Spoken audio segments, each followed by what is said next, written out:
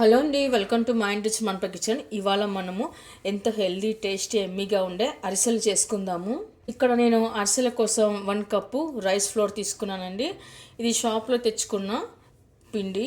ఇప్పుడు నేను 1 cup rice flour వేస్తున్నాను. అలాగే 1 కప్పు వీట్ ఫ్లోర్ వేస్తున్నానండి. గోధుమ పిండి వేస్తున్నాను. కొద్దిగా సాల్ట్ వేస్తున్నాను.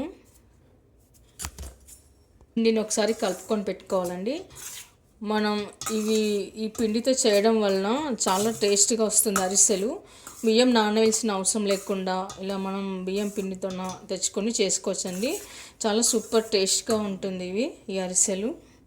తర్వాత ఇప్పుడు మనం ఏ కప్పుతో పిండి వేసుకున్నామో అదే కప్పుతో బెల్లం వేసుకోవాలి. మనం ఏ కప్పుతో బెల్లం వేసుకున్నామో అదే కప్పుతో బెల్లం మునిగే వరకు 1 కప్పు వాటర్ వేసుకోవాలి. మనం బెల్లాన్ని స్టవ్ మీద పెట్టి కరిగించుకోవాలండి. పాకం పట్టాల్సిన అవసరం లేదు. మనం బెల్లం కరిగే వరకు కలుపుతూనే ఉండాలి. ఓకే అండి, బెల్లం మొత్తం కరిగిపోయింది. ఇప్పుడు నేను స్టవ్ ఆఫ్ చేస్తున్నాను. ఇప్పుడు మనం కరిగిన బెల్లాన్ని ఫిల్టర్ చేస్తూ కొద్దిగా వేసుకోవాలండి.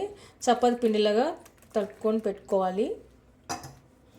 ఇలా బెల్లం వాటర్ వేసి కలుపుకునేటప్పుడే మనం ఇలాచి పౌడర్ కూడా వేసుకోవాలి. మనం ఇక్కడ పిండిని బట్టి ఎంతవరకు అవసరమో అంతవరకు బెల్లం వాటర్ వేసుకోవాలండి. మరి ఎక్కువ వేసుకున్నట్లయితే అరిసెలు చేయడానికి రాదు, పిండి పలుచగా అవుతుంది. కాబట్టి చూసి వేసుకుంటూ కలుపుకోవాలి మనము. ఇప్పుడు కొద్దిగా నెయ్యిని కూడా వేసుకుందాము. మనం ఇలా పిండిని అంతా బాగా సాఫ్ట్గా స్మూత్గా కలుపుకొని పెట్టుకోవాలి. ఇలా తడిపి పెట్టుకున్న పిండిని లేట్ చేయకుండా మనం చిన్నగా తీసుకొని అరిసెల మాదిరిగా చేసుకోవాలి. మీకు ఏ సైజు కావాలో అంత సైజు చేసి పెట్టుకోండి. ఇక్కడ నేను ఈ సైజు చేసుకున్నానండి. ఈ మందం వచ్చే వరకు మనం చేసుకొని పెట్టుకోవాలి. ఇక్కడ నేను నువ్వులు తీసుకున్నానండి.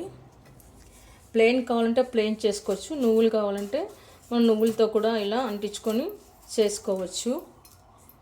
ఈ విధంగా చేసి పెట్టుకోవాలండి. అలాగే మిగతాయి కూడా చేసుకుందాము. నేను ఇక్కడ కొన్ని ప్లెయిన్ చేసుకున్నాను, కొన్ని నువ్వులు వేసి చేసుకున్నాను.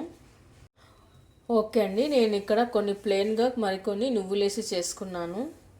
ఇప్పుడు మనం ఇక్కడ డీప్ ఫ్రైకి సరిపడా ఆయిల్ వేసుకున్న తర్వాత ఇలా ఒక్కొక్కటిగా వేసుకోవాలి.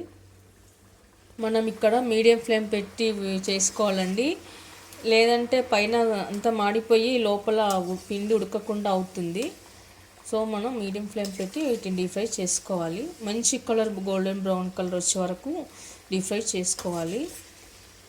వీటిని ఇలా తిరిగేస్తూ కాల్చుకుంటూ ఉండాలండి. లేదంటే ఒక పక్క మాత్రమే కాలిపోయి మిగతా కాలకుండా ఉంటుంది, మాడిపోతుంది.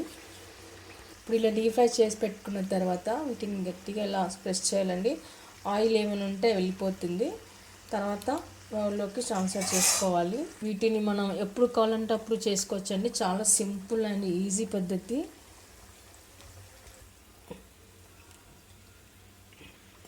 మిగతాయి కూడా ఇలానే చేసి పెట్టుకుందాము. ఈ బూరెల్ని ఒక బాక్స్లో స్టోర్ చేసి పెట్టుకుంటే 15 డేస్ వరకు ఫ్రెష్గా బాగుంటాయండి. అలాగే ట్రావెలింగ్ కూడా చాలా బాగుంటాయి. ఓకే అండి, చూసారుగా వెరీ సింపుల్ అండ్ ఈజీ అరిసెలు. ఈ బూరెలు చాలా టేస్ట్గా చాలా బాగుంటాయండి. చూడండి ఎంత సాఫ్ట్గా ముద్దుగా వచ్చాయో, చాలా బాగుంటాయండి. మీరు కూడా ఒకసారి ట్రై చేయండి. మీకు ఎలా కుదిరిందో కామెంట్స్లో పెట్టండి. లైక్ చేయండి, షేర్ చేయండి. తప్పకుండా మన ఛానల్ని సబ్స్క్రైబ్ చేయండి. Thank you for watching.